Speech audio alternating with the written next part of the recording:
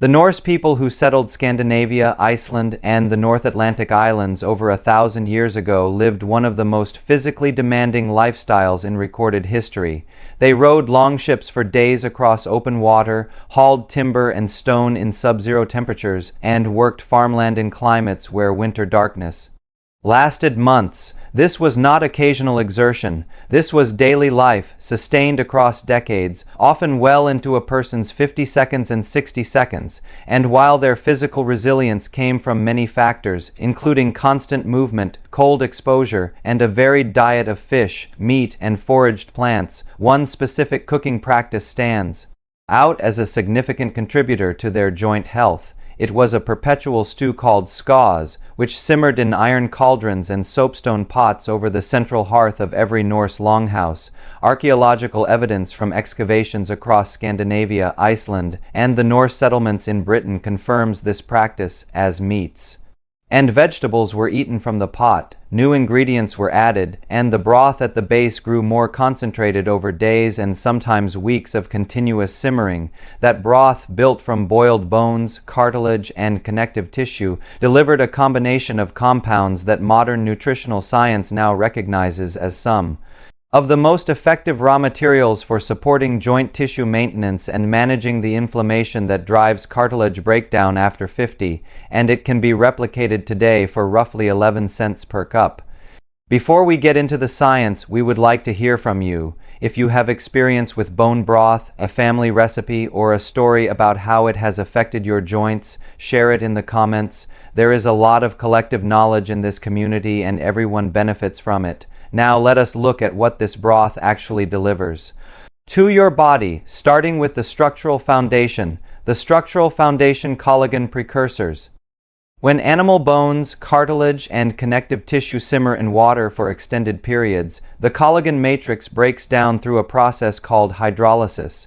This releases collagen into the liquid in a partially broken down form, primarily as the amino acids glycine, proline, and hydroxyproline. These three compounds are not general nutrition. They are the specific building blocks that your body uses to manufacture collagen fibers, the same fibers that form the structural framework of every piece of cartilage in your knees, hips, spine, and shoulders.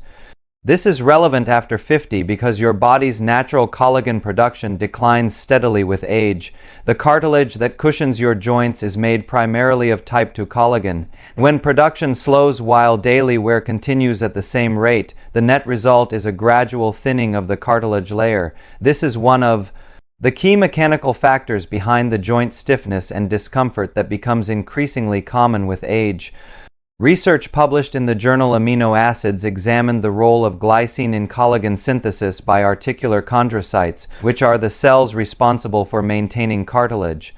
The researchers found that higher glycine concentrations directly increase type 2 collagen production in laboratory models, and they concluded that insufficient dietary glycine could be a contributing factor in osteoarthritis because the chondrocytes simply cannot manufacture enough collagen to keep pace with normal cartilage turnover.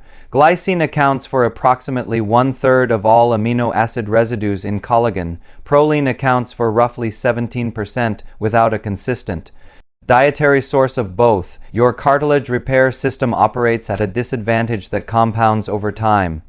A cup of properly made bone broth delivers these amino acids in a hydrolyzed liquid form that the digestive system can process more efficiently than intact collagen in solid food or compressed supplement capsules.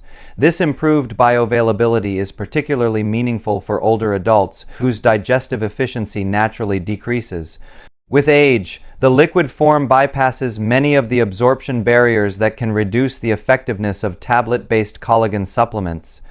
But the collagen precursors are only one layer of what this broth provides. The next set of compounds targets a completely different aspect of joint function, one that has to do with lubrication rather than structure. The lubrication layer glycosaminoglycans. When bones and cartilage simmer for hours, they release more than just amino acids. They also release a class of complex carbohydrates called glycosaminoglycans, abbreviated as GAGs. The most important of these for joint health are hyaluronic acid, chondroitin sulfate, and keratin sulfate. If those names sound familiar, it is because they are sold individually as supplements, often at significant cost. But the original delivery system was broth, and the original source was slow-cooked connective tissue. Here is what these compounds do and why they matter as you age. Hyaluronic acid is the primary component of synovial fluid, the viscous lubricant that fills the space inside every joint capsule. It functions essentially as the oil in the mechanical system of your joints. As hyaluronic acid levels decline with age, synovial fluid becomes thinner and less effective at reducing friction between cartilage surfaces. This contributes to the creaking, popping, and stiffness that many people notice first thing in the morning or after sitting for extended periods. Chondroitin sulfate is a structural component of the cartilage itself. It acts as a moisture reservoir, drawing water into the cartilage matrix and maintaining its ability to absorb shock during walking, climbing, or standing. When chondroitin levels decrease, cartilage gradually loses its resilience and becomes more susceptible to damage under normal loads. When you simmer bones and joints for 6 hours or more, these gags leach into the liquid. The Norse scaws, because it simmered continuously and received fresh bones regularly, would have contained increasingly concentrated levels of these compounds. Archaeological evidence from longhouse excavations confirms that cauldrons hung over central hearths for extended periods, and that bones were a consistent addition to the pot alongside root vegetables, grains, and whatever meat was available. A single cup of slow-simmered broth provides a natural combination of these gags in a form the body can readily absorb. The liquid matrix of the broth keeps them in solution, which means they do not need to be broken down from a compressed tablet before entering your bloodstream for seniors dealing with stiffness and reduced range of motion. This difference in delivery format can be meaningful, and this brings us to what may be the most important compound in the broth, one that addresses the deeper biological process driving much of the joint deterioration that occurs after 50. The inflammation manager glycine. Joint discomfort after 50 is often attributed solely to cartilage wear, but a significant and frequently underappreciated factor is chronic low-grade inflammation within the joint capsule itself. Pro-inflammatory cytokines, particularly interleukin-6 and tumor necrosis factor alpha, can accumulate in synovial fluid and accelerate cartilage degradation beyond what normal aging alone would produce. Managing this inflammatory process is one of the most impactful things you can do for long-term joint health. This is where glycine becomes especially important. Glycine, beyond its role as a collagen building block, functions as an anti-inflammatory amino acid. Research published in Frontiers in Neurology confirmed that glycine has documented anti-inflammatory properties. A systematic review published in Neuroscience, covering 50 studies on glycine administration in adults, found improvements across multiple physiological systems, including reduced inflammation markers, improved sleep quality, and decreased daytime fatigue. The glycine concentration in bone broth is among the highest of any common food. Gelatin, the cooked form of collagen that gives properly made broth its gel-like consistency when refrigerated, contains approximately 19 grams of glycine per 100 grams. No other widely available protein source approaches this density. There is an additional connection here that is worth understanding. Clinical trials have shown that ingesting 3 grams of glycine before bedtime improved subjective sleep quality, shortened the time to reach deep restorative sleep, and reduced next-day fatigue. This matters for joint health because the majority of tissue repair and regeneration, including cartilage maintenance, occurs during deep sleep phases. If your sleep is consistently disrupted, your body's capacity for overnight tissue repair is diminished. Glycine supports both the anti-inflammatory environment your joints need and the sleep quality that allows repair to happen. The Norse consumed glycine-rich broth daily, often as an evening meal before sleep. Their perpetual stew would have delivered a consistent supply of this amino acid as part of a broader dietary pattern that included fish, dairy, and foraged plants. No single food was responsible for their physical durability, but the broth that simmered continuously in their homes was delivering, day after day, exactly what modern research identifies as beneficial for joint tissue support and inflammation management.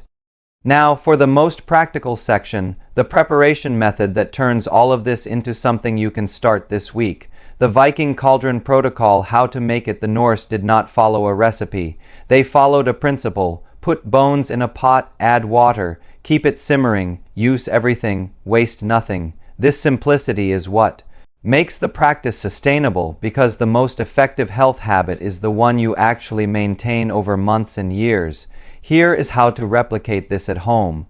Source the bones. The best bones for joint-targeted broth are those that contain visible cartilage, connective tissue, and marrow. Beef knuckle bones, oxtail, chicken feet, and pork neck bones are among the richest sources. A leftover chicken carcass from a roast works well. Many butchers sell these bones for under $2 per pound, and some will give them away because most customers do not ask for them.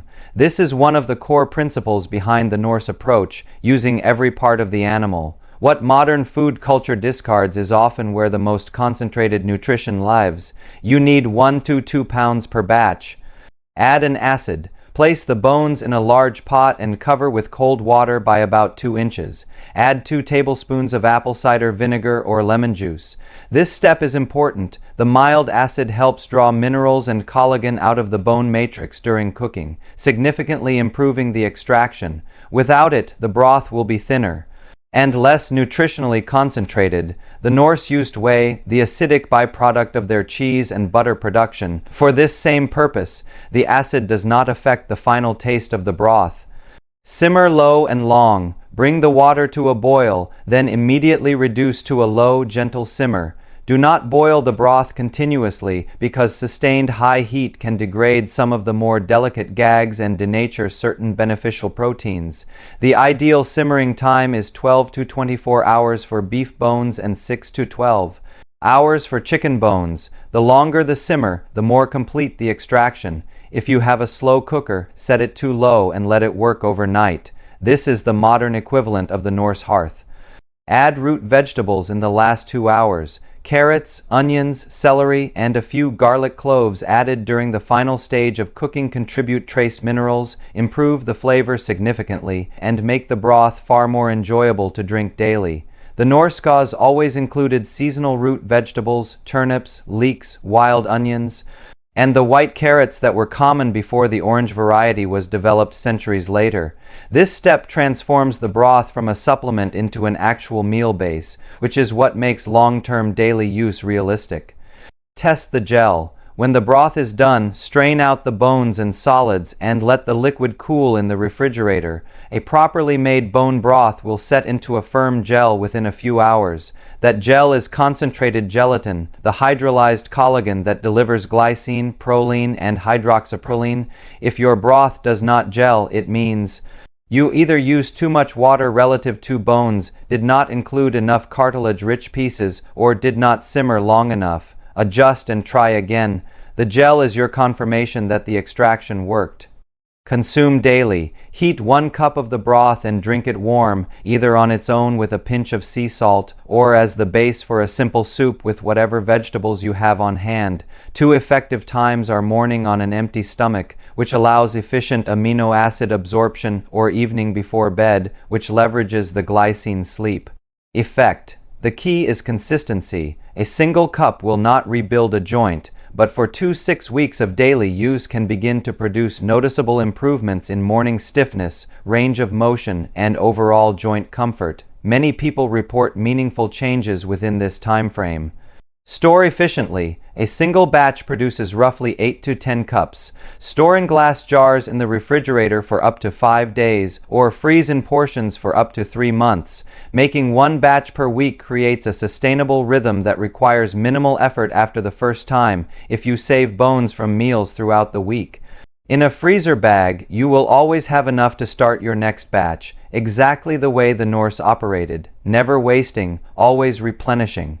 The total cost per cup, when made from bones purchased at retail price, comes to roughly 11 cents. When made from leftover bones that would otherwise be discarded, the cost approaches zero. But more important than the price is the principle behind it. You are using the whole animal. You are extracting nutrition that modern food Processing typically throws away, and you are feeding your joints the specific raw materials they need to maintain themselves, delivered in the most bioavailable form available, a warm liquid that your body can absorb with minimal digestive effort. The joints that carried Norse farmers, sailors, and settlers through decades of physical labor in one of the harshest climates on Earth were maintained by many factors: constant movement, cold exposure, a diverse diet of fish, meat, dairy, and foraged plants, but at the center of their daily nutrition, simmering over the hearth from morning to evening, was a broth built from the bones and connective tissue of every animal the household consumed. That broth delivered collagen precursors to support cartilage structure. It delivered glycosaminoglycans to maintain joint lubrication, and it delivered glycine to help manage inflammation and support the deep sleep that allows tissue repair to happen overnight.